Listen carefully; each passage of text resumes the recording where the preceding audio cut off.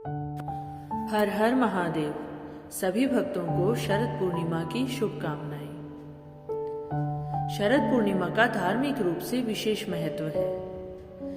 माना जाता है शरद पूर्णिमा के दिन माता लक्ष्मी का प्राकट्य हुआ था। इस दिन माता लक्ष्मी धरती पर भ्रमण करती है। शरद पूर्णिमा के दिन व्रत करने से माता लक्ष्मी के साथ साथ भगवान श्री विष्णु की भी कृपा प्राप्त होती है।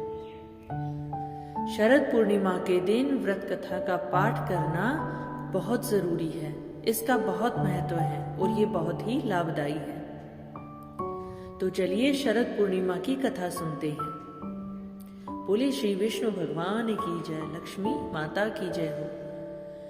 एक बार एक साहूकार था जिसकी दो सुंदर सुशील कन्याएं थी। दोनों बहनों में से एक धार्मिक रीति रिवाजों में बहुत आगे थी और एक का इन सब में मन ही नहीं लगता था। बड़ी बहन सभी रीति रिवाज मन लगाकर निभाती थी, पर छोटी आनाकानी करके करती थी। उसका मन नहीं करता था कि मैं रीति रिवाजों को मानूं और पूजा पाठ करूं।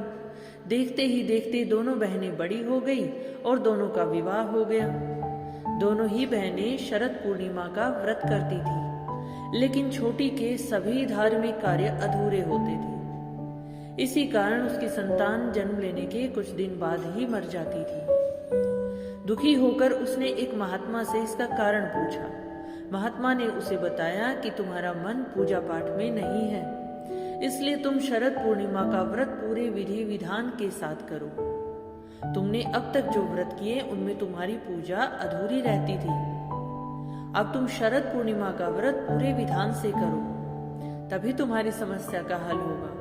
महात्मा जी की बात सुनकर छोटी बहन ने पूर्णिमा का व्रत विधि विधान के साथ करना आरंभ किया।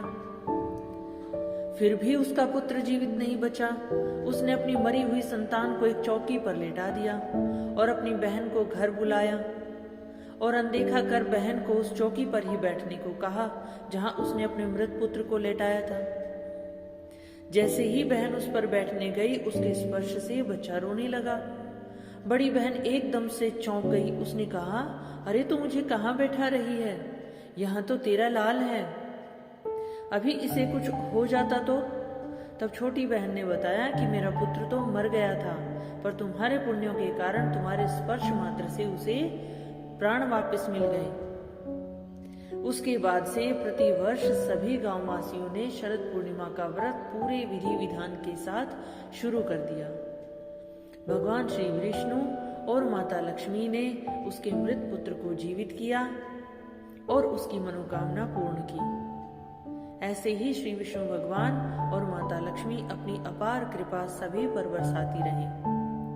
शरद पूर्णिमा का व्रत करने वाले व्यक्ति की हर मनोकामना पूर्ण होती है। पूरे भक्ति भावना के साथ इस व्रत का पालन करना चाहिए। बोले श्री विष्णु भगवान की जय हो, लक्ष्मी माता की जय हो। हर हर महादेव।